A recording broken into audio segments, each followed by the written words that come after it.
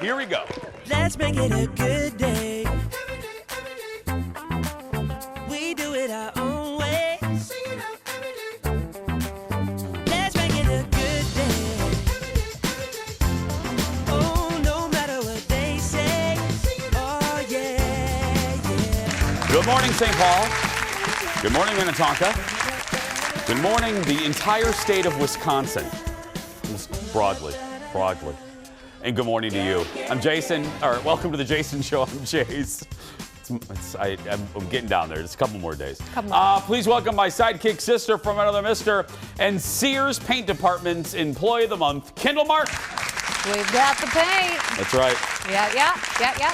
One of my, I call them my high school 4 or 5, my girls. They're actually coming to visit me at the end of February, but one of them, Chris Fisk, worked our entire high school career, worked at the paint department at the Sears store in Michigan City, Indiana, at the Marquette Mall. Wow. Yeah, I didn't even know Sears had a paint department. Sears had everything back in the day. You could buy coffins there. You could buy paint, Mickey Mouse watches. Yeah, they had everything. Was there a magazine for that? Husky jeans, that's what I wore, the Husky. And that's when they didn't care about body image because Sears literally called their line of jeans and clothes for boys like me, Husky. Robert hit the applause button for that. Oh. Now, could you imagine if a clothes company now referred to their line of clothes as Husky? There would be lawsuits. I would be squawking about it on this show. You couldn't. Yeah, there had to be some dogs involved. I mean, that'd be it. Then they had Garanimals for kids that didn't know how to dress themselves. You would watch, like, if do you know what Garanimals are? Is that the thing you had the PJs or you had something? That No, those are Underoos. Garanimals. Jeff, am I right? They were called Garanimals, right? These all sound like dessert. So let's say you were a kid and you didn't know how to dress yourself, okay? You would get giraffe pants. Yeah. And you would match the giraffe pant with the giraffe shirt and the giraffe underwear and the giraffe socks. Wow. So you would know to match all of the animals together. That's what you guys did, like paint by numbers, but with clothes. Yeah, hey, it taught me how to match things. That's why, I have decent, I think I have gratitude for Garanimals for teaching me how to dress. You do have great taste, so thank you, Garanimals. Thank you, Garanimals. They don't even have, I don't even know if they have Garanimals anymore. Do they, parents? Let me know. Honestly, It sounds like a dessert to me. Garanimals, Dunkaroos? That's for your generation. They were a clothes dressing operation for us. Oh. I want to take a moment, a little bit of gratitude. If you are lucky enough to have friends like I do, you're just consider yourself a lucky guy. I just want to take a moment to say thank you to Kendall and actually the entire Jason Show crew and you can see what this is all about on my social media. Just go to Jason Show or just go to Jason Matheson. But broadly speaking, I'm involved in a new project and these folks don't have to support me. They don't have to, Jeff leaves his house like Punxsutawney Phil. You know what I mean? Executive producer Jeff, like 3 times a year, he sticks his head out of his, and he sees a shadow and then he goes back in. But he left his house yesterday and you came out with your husband.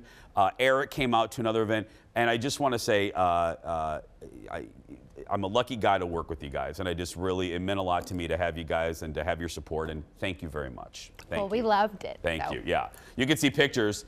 And Kendall and I if you want some fun in your life, try taking a selfie with Kendall because it's an entire operation. You yelled at your husband for the right angle. Yes. Yeah. So I was like, okay, can you, no, move that way. That's not my good side. Yeah.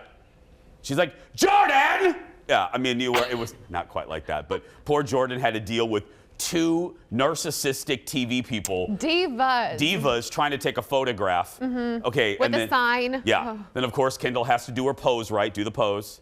Right there, Yeah. So we had I had to edit it. We had to edit. Yeah, I know. I noticed you did some lighting up of the, yeah. Anyway, you can see that on Kendall's social media and mine. But just publicly, I want to say, because we all razz each other, that's why it's fun. We all make fun of each other. But I hope you work with as nice of people as I work with, because these are the best. These are just the best people. Let's get started. Niceties are over now. Now we're done. Whew. Leo, roll it. It's time for the hot dish. Little applause. Thank you, sir. Thank you, Adam. Poor Adam just walked in. He's a little late on the... We applause for spoons, That's okay? Right. One of the most talked about docuseries of the past few years is back for season 2. Cheer, did you like that? You liked that one, Kendall? I did. Was a breakout hit for Netflix early in 2020.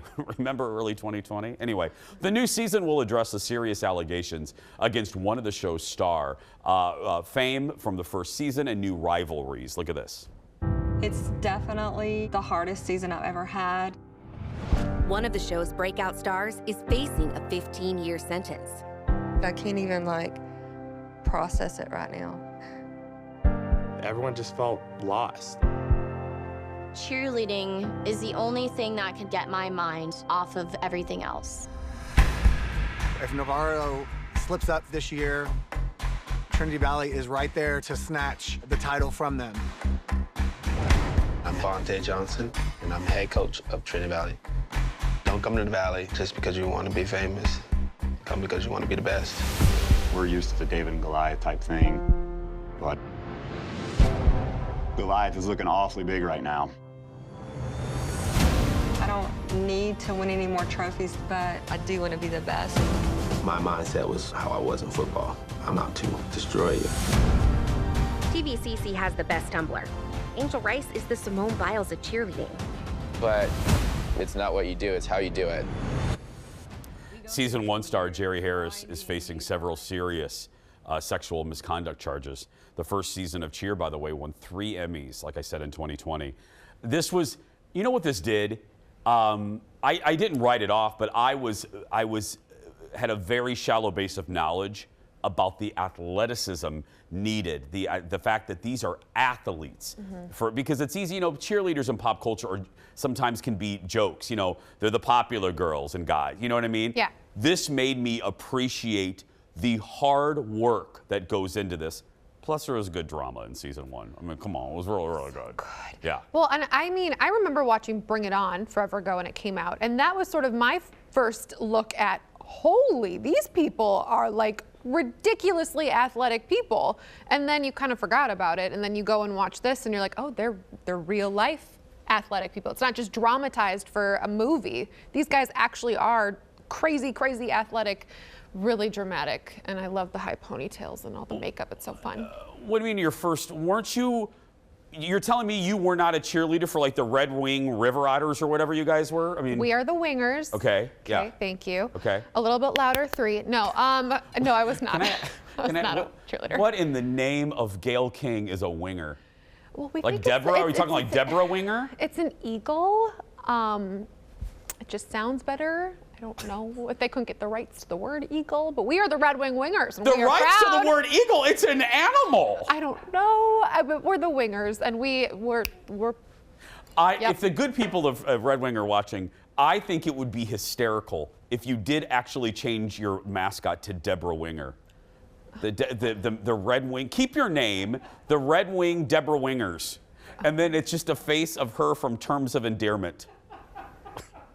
I'm going to call up Mayor Wilson right now, I'm serious. and we'll have a discussion you would get about so it. much publicity.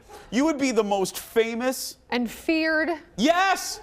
Could you imagine going up against the Deborah Wingers?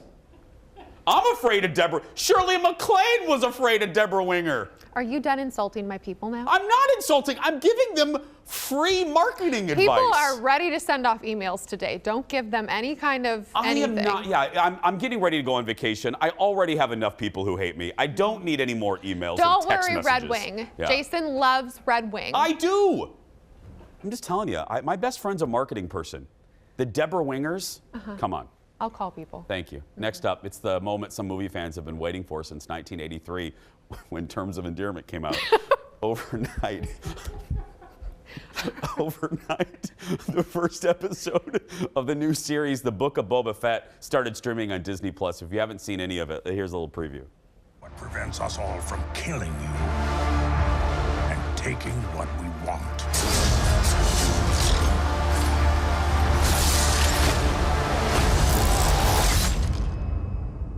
If you had spoken such insolence to Jabba, he'd have fed you to his menagerie. Please, speak freely. The series follows the iconic bounty hunter from the original Star Wars trilogy as we find out what happened to him after Return of the Jedi. And by the way, this is kind of a spinoff of the uber hit Mandalorian. I'm not going to nerd out. Don't switch it over to A Price is Right. It's a rerun anyway. And The View, they're just yelling at each other. I will say this. What happened was Boba Fett was swallowed by like a sandworm, like a giant. He fell into a pit and was eaten. Really? Yeah. I don't remember. Well, they thought he was dead, and then it's like, holy shnikes, he's back. Yeah. So that's why. Anyway, and he is one of the most popular characters in Star Wars, and the weird part about it is, collectively, he had like 4 minutes of screen time in 2 movies. But people loved him because of the mysteries. He is one of the most popular characters to this day in Star Wars. I'm excited. I'm going to watch this on the plane tomorrow. Yeah, my husband is really excited about this, and I don't remember him. Yeah, well, because 4 minutes, girl. Yeah. Yeah. Sorry. Anyway, as far as the Red Wing thing, oh my gosh. No, I'm just saying, I'm not making fun of them. I'm from a state where our nickname are Hoosiers. You know, what's a Hoosier? Oh my gosh, Jordan, my poor husband. We don't have time for His this. school mascot, they were the E-Rabs. The E-Rabs, East, Red, and Black Spirit. He said we didn't have enough money for a mascot, so we were just Oh my E-Rabs. goodness. Okay, that was worth going a little late. Okay. Wow. That happened. We have a lot more to come. Go get some more Sanka. We'll be back right after this. Go Deborah Wingers. Go E-Rabs. Think we're done with the dish? Nope. More is on the way. Sorry, I got lost for a second. Next, Nicole Kidman speaks out on the backlash that she received for taking on the role of Lucille Ball. Plus, we find out who was originally slated to play Lucy.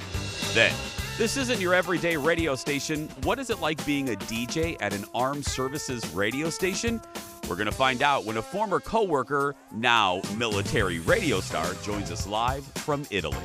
And we continue to look back at the funniest moments from 2021. And today, but that was one of the most stressful days of my life. Madeline Smithberg and one of her hysterical stories from her years working on Letterman. Get ready to laugh. It's all coming up.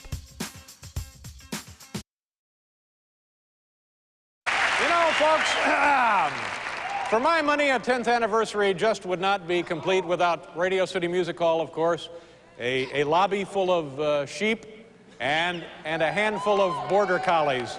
So, folks, here now is Tom Wilson and her old friends Molly, Ben, and Roy.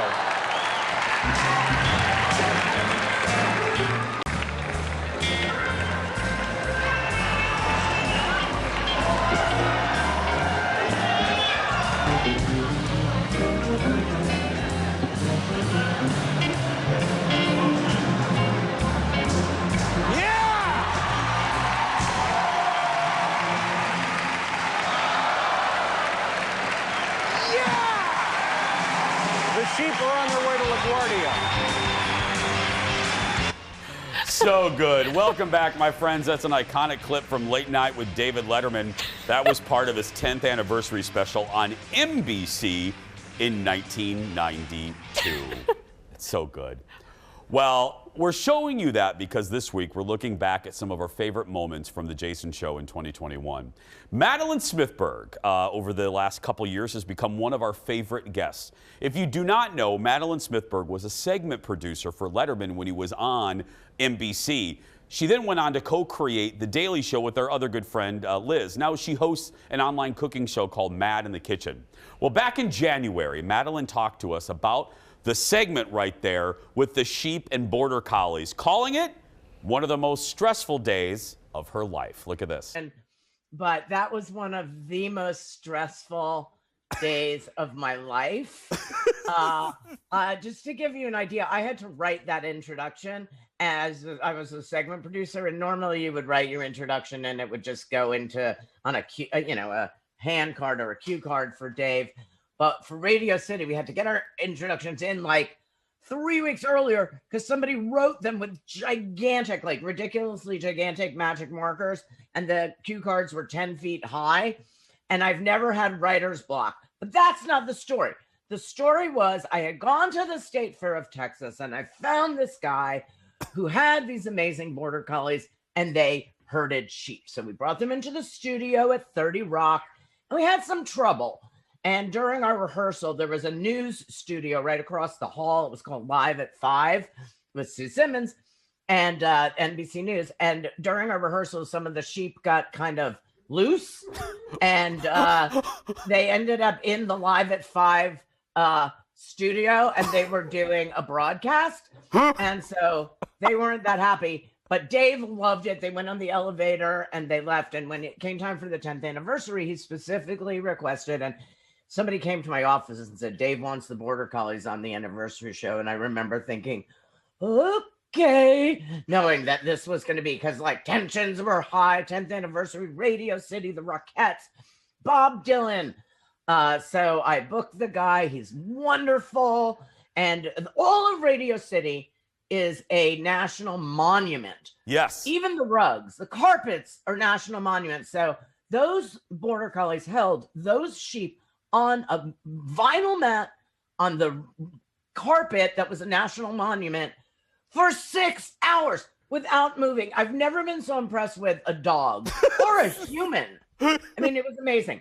So everything's going fine, and we're figuring out how many sheep and will they start on the stage. We built them a little ramp and a pen. And then my nightmare shows up. And it is a representative from the ASPCA. Oh, no. And now this guy is on me. And he's like, let me take a look at the taxi. How long will the sheep be waiting here? What is going to be under their feet? Let me see if you know, you've got to take these seats out of the cab. I need to have every single protruding object covered in vinyl. And we're doing a 90-minute show, and this is like 4 minutes. And now the entire crew is down there getting this, cab safe for the sheep. And the man with the Border Collies was from Scotland, and he was just the most delightful man. And he looked at me and he said, doesn't this man know that these are sheep?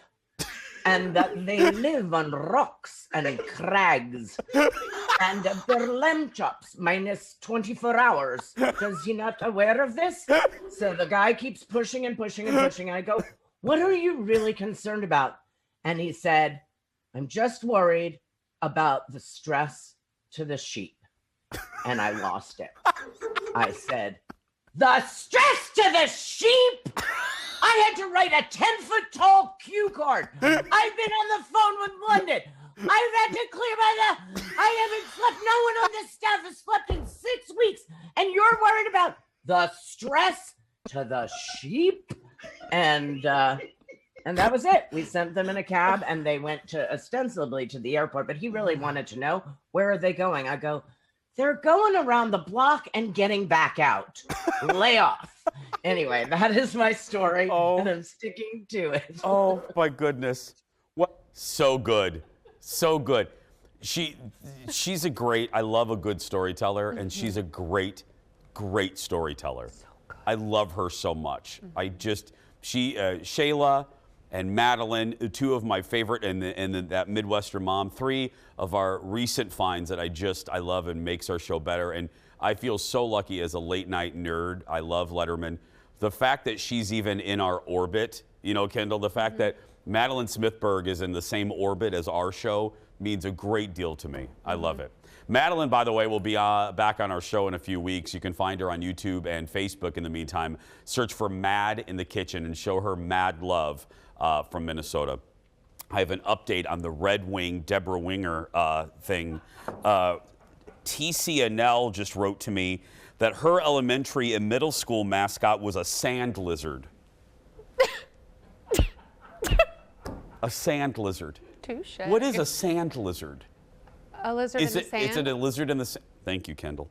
Yeah, she sent me a little picture. It looks like a little mean bugger, too. Anyway. Oh, wow. Yeah, we were the Rogers Raiders.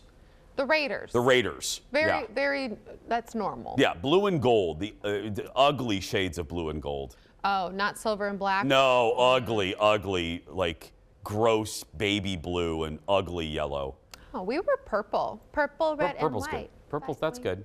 More hot dish. We never spoil big TV shows or big movies. And if we do talk about something, we always try to give you a warning like this. Very subtle. Well, Kim Kardashian may want to borrow our spoiler alert animation after fans say She shared big, huge key plot points of the new Spider-Man movie on Instagram. Fans say she featured several pivotal moments from the third act of Spider-Man No Way Home on her Instagram stories. It spoiled some big moments for her 273 million followers. What? The movie is the first in the pandemic era to reach $1 billion at the box office. There's some good news. Who was she? Hoda and Jenna Lee? Remember, they spoiled Sex and the City for me. Yeah. Right on their Facebook page. Right on the headline. I know. It said, this and this person dies. I know. Thanks, Hoda. Yeah, I know. Thanks, Jenna Lee. And now Kim. Come on, Kim, you know better. Well, and so many of us are really busy right now. So, like, I don't want spoilers because I'm probably going to be watching these things a little later than I normally would be. Yeah, I mean, even if because we're a show that talks about pop culture, I try to give you all about 24 to 48 hours, and we warn you, you know, you can turn down the dial for a second. And you really never do give spoilers. I don't mean, like honestly. to. No, because I'm like you. I don't like stuff ruined for me. I want to be surprised. Right. I haven't watched Emily in Paris yet. Don't tell me a single thing. Okay, I won't, because I don't watch it. I know. Because it's not good. Next up, it's one of the most talked about movies of the winter, almost certain to deliver Nicole Kidman another Oscar nomination. But listen to this. She wasn't actually the first choice to play Lucille Ball in Being the Ricardos. Listen to it. We didn't know this. Cate Blanchett. Cate Blanchett was originally cast as Lucy back in 2018, but she had to drop out because of the famous line from Hollywood, scheduling conflicts. That's when Nicole got the role. Well, in a new interview with the New York Times, Nicole was asked about replacing Blanchett and says, quote, there's a sacred pact among actors. Whoever gets something, that's where it's meant to land. It's a nice way to put it. Kidman also talked about the backlash to her casting, saying she avoids social media comments and never Googles herself. But some of the info seeped through, and she did hear a little bit about it. No one wants to hear that. I don't care how big of a star you are. Nobody wants to read hateful things about you, about yourself. Right. You just don't. No. And all the naysayers can go away because she was phenomenal in Being the Ricardos. Well, she was now in retrospect, has been very open about how it was very intimidating for her to pick up this role because she's like, I'm not an inherently really funny person. I don't do a lot of comedy. So this was hard. So for that to happen, take that big leap, and then people, before they even see it, to say stuff about her, that would be. Well, and I don't know what it is, but I think Nicole Kidman has something where people love to hate on her. She's had it since she was married to Tom Cruise. If you're a detractor of her, people really love busting on her, and I've never understood it. I'm not a fair weather Nicole Kidman fan. Look, has she been in stinkers? Yes, all actors have. I don't like every project. But people she's one of those stars that's like low-hanging fruit. They love weird. If you don't like her, you really don't like her. It's like, I think like Will Ferrell. If you don't like Will Ferrell, you really don't like Will Ferrell. Jim Carrey the same way. But I enjoyed her. If you haven't seen it yet, the good news is Being the Ricardos is streaming now. You don't have to leave in the weather here, you don't want to leave your house, is on, it's colder than a polar bear's armpit, but it's on Amazon Prime now. Have you watched it yet? I'm sorry, a polar bear's armpit, that was your choice of animal? A polar bear's armpit. I'm sorry, Kendall. It's colder than a sand lizard's armpit. Thank you. So much better. Armpits are warm, What does she want from me today? Seriously, what does she want from me today? Why not fingers? I'm half asleep. Okay, sorry. We'll be right back. Back in a moment.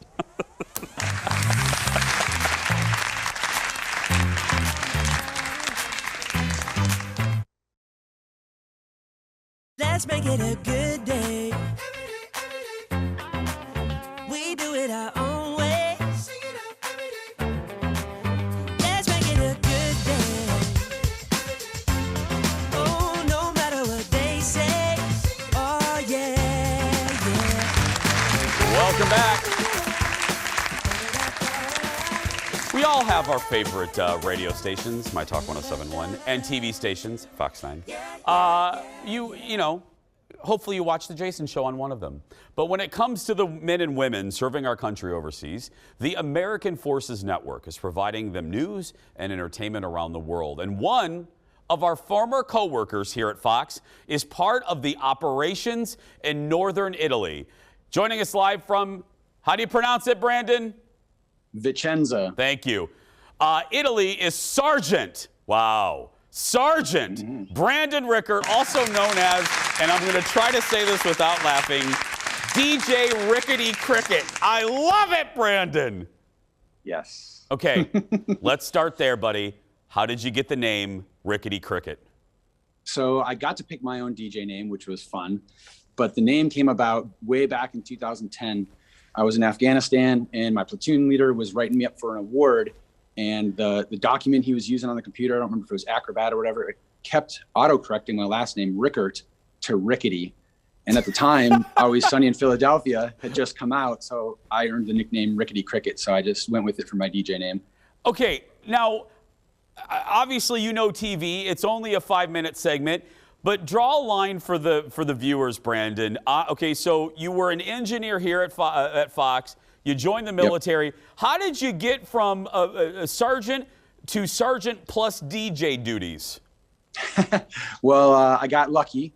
I went through the school for Mass Communications Foundations for the Army, and I kind of knew the guy who did the assignments, and I said, hey, I really want to go to Europe. So he said, okay, you can go to Germany, Italy, or Hawaii, and I picked Italy. And you've been there for how long, my friend? We got here in May, so just under a year. Oh, and take me through a day. Okay, so like I know, like my broadcast is about 3 hours long. So what's a day? How do you divide your day with the military? Walk me through it. Sure. Right now, our radio station is under construction. We're renovating, so it's kind of a challenge. But I come over here to our office, which is kind of like a temporary building, do a little bit of show prep at about 5:30 in the morning, and then we go on the air from 6 a.m. to 10 a.m. So 4 hours of music, and then providing the community with news, COVID-related updates, command messaging, what activities you can do. And then what you're seeing here is we also produce TV segments that go on our Facebook page and also go to AFN television. It's a quick 1-minute news piece that can inform the community all across Europe on what's going on here in Italy. So groundbreaking ceremonies, the Secretary of the Army visiting, so on and so forth. So it's all encompassing, Brandon. It's not one particular format. News, entertainment, it's all in one network, right? Correct. And so for the Army, I'm considered a public affairs mass communications specialist. So I would do everything that pretty much everybody at your station does, just with one person. So wearing all of the hats, we're expected to coordinate with the civilian media, shoot videos, edit videos, do photos, run a radio show, you name it, we do it. Come on, Brandon, you worked here. You know, we all do 80. You know what it's like here, Brandon. Oh, I do. Yeah. Are you having fun, buddy? Oh, I love it. There's ample time off to go see Italy. Just within an hour of our house, there's amazing things to do. So yeah, last week, just before Christmas, we did what's called a via ferrata, or by iron, where you clamp into those steel cables to climb kind of dangerous slopes. So yeah, the USO, they're an organization that supports the Army. Great opportunities. That's the 4th of July. We had a great fireworks show on base. Is that the family, Brandon? Tell the folks that's your family, right? Yes. Yep. That's my family. There's Harrison and Frankie, and then in that last picture, Kennedy, our daughter, who's actually born here in Italy. So. How are you like? Give me your favorite part of Italy that you've seen so far, Brandon. You've been all over the place now. What do you love? I mean, Venice is cool, but I love the mountains. The Dolomites are absolutely otherworldly. It's like out of Star Wars, for real. How about food? You know, let's talk food. I mean, when people think of Italy, I know it's a cliche, but I mean, you confirm this for us. Is there any better food in the world than in Italy? Pizza is on a whole nother level. I can't even explain it. Like, they have pumpkin pizza, they have horse meat pizza, all sorts of different stuff, and it's absolutely amazing. How about sand lizard? I'm just joking. That's from the other segment. Yeah. Well, how many days are you on, Brandon? How many days is your show? So typically Monday through Friday. Monday through Friday? Yep. Are you surprised? Because you were behind the scenes here. How long did it take you to get into the groove of being an on-air personality, my friend? Well, you know me, I'm kind of squirrely already. It didn't take me very long, and I think just from being in the control room at Fox and from being involved in television and media pretty much my entire life growing up, it kind of was like osmosis. It wasn't super hard for me to excel in school when I went to school. The school for mass communications for the Army is 6 months long, and I breezed through it with no problem. Well, I was going to say, Brandon, when I started seeing your post on social, because, Brandon and I are real friends, I saw the microphone and stuff. I thought, what a perfect mix of two things you love, my friend. I mean, seriously. Right. I mean, what a perfect marriage. It's a awesome job. People that ask about it, like if they want to get into the military, it's incredible because not only are you doing this, but then you get to experience all the other facets of the Army. You go, like maybe in a couple of weeks, we'll go shoot guys jumping out of airplanes at Aviano Air Base. And then the next week we might be up in the mountains with them doing belaying and rescue techniques. So you get to kind of take part of all the different parts of the Army, but not have to like be committed just to that one single thing. I love it. Thank you for sharing it with the audience, my friend. I appreciate it. Yeah, you are welcome. Thank you. Tell your colleagues, God bless them all, and thank you. Hope to see you soon. All right. Have a good day and have a happy new year. You too, Brandon. Brandon Rickert, better known as DJ Rickety Cricket. You can listen to the American Forces Network online or by downloading their free app. A great service to our country. We're going to take a break. We have a trivia contest you don't want to miss a little bit later. Stay with us. Back in a moment. Oh, that was great. Love that guy.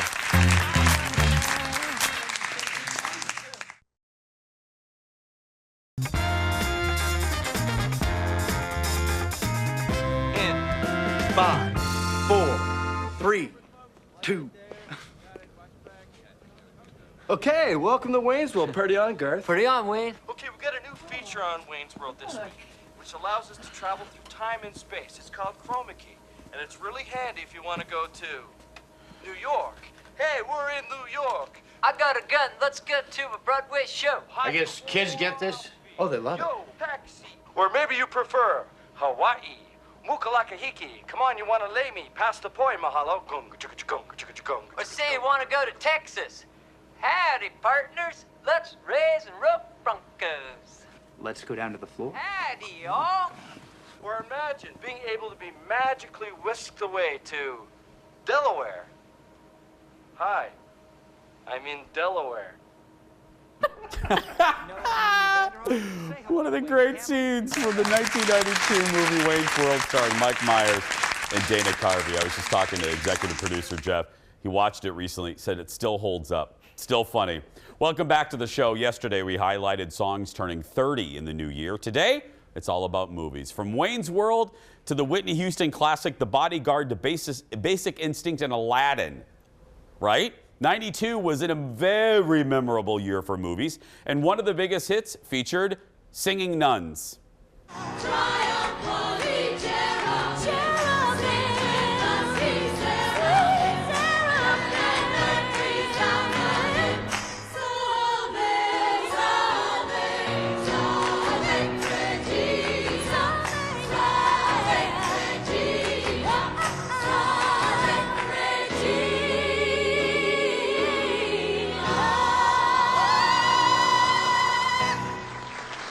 Still makes me happy. Sister Act was one of the biggest movies of 1992, earning more than $231 million.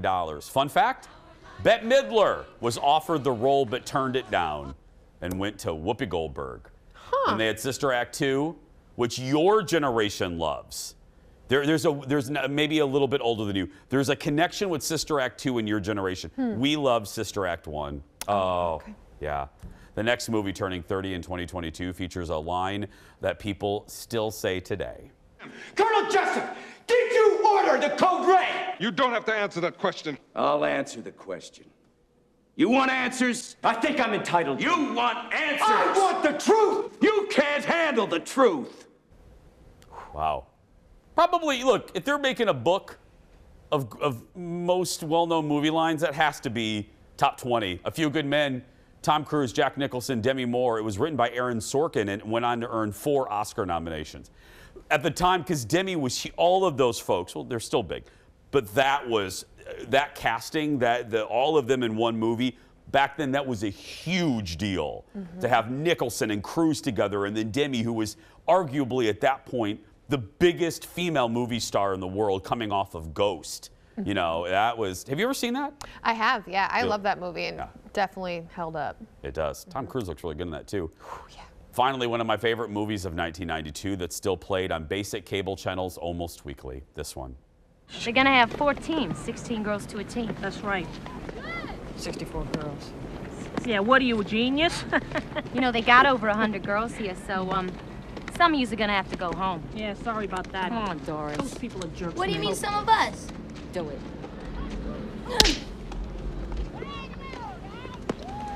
Okay, some of them are going home. Hey, how did you do that? Oh, classic. Really is a classic. Penny Marshall's A League of Their Own. Gina Davis, Madonna, Rosie O'Donnell. Penny Marshall's own daughter starred in it as well. John Lovitz, which I Lovitz's character, he plays the scout.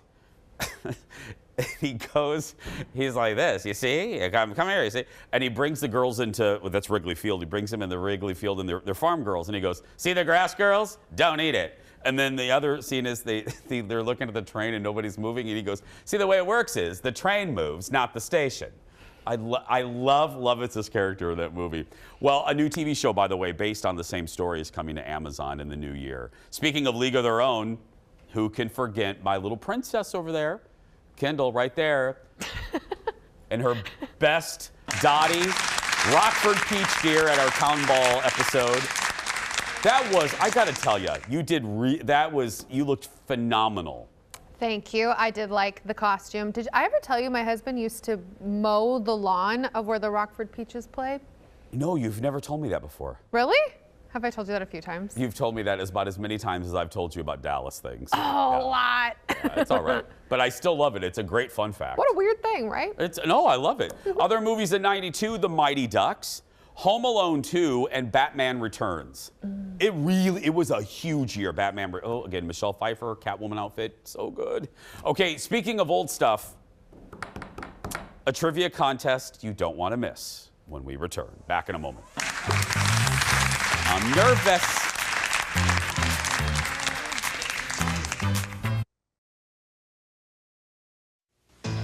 13 historic years, J.R. Ewing has double-crossed his friends, betrayed his family, and destroyed his enemies. May 3rd, it'll all be over. It's J.R.'s Judgment Day. Dallas, trust us, it ends with a bang. Well, it did, but also a whimper. Ugh. Nearly 31 years ago, the iconic nighttime drama Dallas ended its 13-year run on CBS, and that is a promo for the final episode of the original series. Welcome back. Unless you're a new viewer, you probably know that Dallas is my all-time favorite show. Is it? Whatever, Jordan mowed the lawn. Yesterday, I put Kendall to the test. With a round of Harry. Did you know that Jordan mowed the lawn at the League of Their Own stadium? With a round of Harry Potter trivia because she loves Harry Potter. And she aced it. So we thought it would be fun to test my knowledge of my pop culture love, Dallas. It's game time.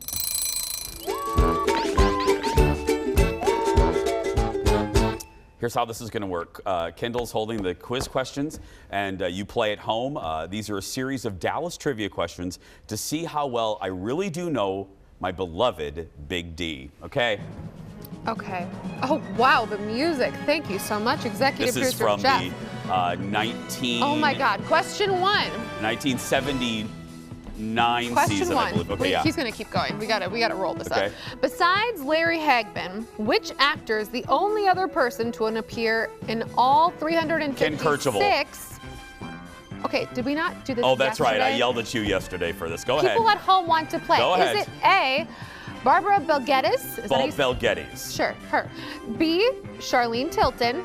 Or C, Ken Kirchhoff. Ken Kirchhoff, who played JR's rival, Cliff Barnes. Congratulations, Jason. 1 point for the good guys. Question number 2. Which main character was supposed to die after the 4th episode? Was it A, Bobby, B, Pam, or C, Sue Ellen? Bobby, because it was supposed to be Romeo and Juliet. Okay. Well, you got it right, but the note in here says producers liked chemistry between him and JR, so they kept him on. Yeah, they also liked the chemistry between JR and Sue Ellen, and then they made JR a lead character he wasn't supposed to be. I don't know why I'm even trying. All right, question 3. In the mid-'80s, which star was briefly fired from the show for asking for a pay raise? I think I actually knew this one too. A, Linda Gray, B, Charlene Tilton, or C, Victoria Principal? Linda Gray. Yeah, girl, you asked for that raise. Yeah, But Larry Hagman went to the producers and said, "You're not going to fire her." Yeah. Good job, Yeah. Larry. Question number 4. The Who Done It episode of Dallas in 1980 was watched by 83 million people. What show beat that record in 1983? A, was it Dynasty, B, MASH, or C, Happy Days? That would be MASH, which followed in 1983. True. 83. But can we just say, just before we skip through that, think about that for a second in this age of streaming. Yeah. 83 million people watched the same thing. Yeah. Live, too, because you couldn't record it. Anyway, Yeah. sorry. Question number 5. 3 actresses played the role of Jenna Wade on the show. Please name all 3. I can give you, I think, 2, and the other one is an obscure one. It's Priscilla Presley, Morgan Fairchild, and I can't remember. It's an unknown woman. Yeah, who's the third? Francine Tacker. Yeah, she only was in like 1 or 2 episodes as Jenna Wade. Jeff, you got Yeah, one. she got me on one. Yeah, Uh-huh. yeah. All right. Question number 6. Which star of the show is the only one to ever win a Primetime Emmy? Was it A, Larry Hagman, B, Priscilla Presley, or C, Barbara Bel Geddes? Barbara Bel Geddes, and she won it for an episode where she got a mastectomy. Dallas was one of the first shows to deal with any type of breast cancer, and it was Really? yeah. And Barbara Bel Geddes, for youngins, she was a huge Broadway star, and she starred in Hitchcock's Rear Window. I did not know that, and I loved Hitchcock. Okay, 4 more to go. Question 7. Which iconic actress was featured in a 5-episode arc in the final season? A, Barbara Eden, B, Faye Dunaway, C, Elizabeth Montgomery. That would be Larry Hagman's former star, co-star in I Dream of Jeannie, Barbara Eden. Ding, ding, ding, Yeah, ding, ding. Miss De La Vega. She played Miss De La Vega, okay? Okay, we gotta keep going. You know what time it is. Okay, we're gonna do one more for right now. Which of these actors has not appeared in an episode of Dallas? Was it Brad Pitt, Sean Penn, or Susan Lucci? Sean Penn. Brad Pitt was in the 87-88 season, and Susan Lucci was in the final season of the show in 90-91. Okay, Jeff says we can do one more. Where has J.R. Ewing never been shot? An office building, a condo, his car, or a field? His car. I give up. There we go. Congratulations! Yeah. That Francis Tucker one. Jeff got me on that one.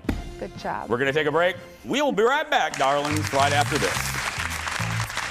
That was a good one. That was a good question. Welcome back, friends. That segment probably scared new viewers, probably. It's time for the shortest segment. Hi. Today it's all about Betty White. The acting great is getting ready to turn 100 in a few weeks, and she graces the cover in the new People magazine. Hi, sweetheart. Betty says she feels lucky to be in such good health. Joking, she tries to avoid eating anything green. The issue features comments from famous friends of hers and a look back at her legendary career. Betty turns 100 on January 17th. We'll be right back. Stay with us. Another woman created 2 great characters, Rose and Sue Ann Nivens.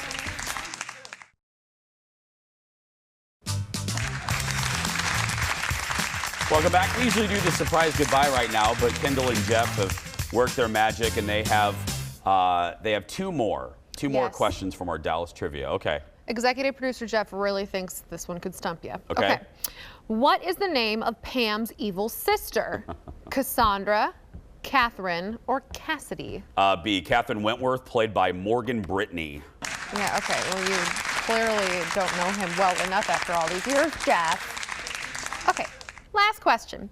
Besides Darlin', what was JR's nickname for Sue Ellen? Was it A, honey, B, sugar, or C, sweetness? Sugar. Okay, well, we're done. That was a great minute and 20 seconds. Or his other favorite, Drunken Hussy. That was his other, yeah. Drunken Hussy? Yeah. That's also my nickname from Jeff. But yeah, no. Well, she was a raging boozer on the show. Yeah. Sounds so fun. Tomorrow, we're talking with a thrifty traveler about what you need to know in the month ahead. Right now, though, that's going to do it for us. If you're watching and you're a kid that's being bullied, you go out there and be yourself because nobody can tell you you're doing it wrong. Thank you for watching, everyone. We'll see you back here tomorrow. Have a good day. Come on, Kendall. Not even like quite. No, you got me on one. You got me on one.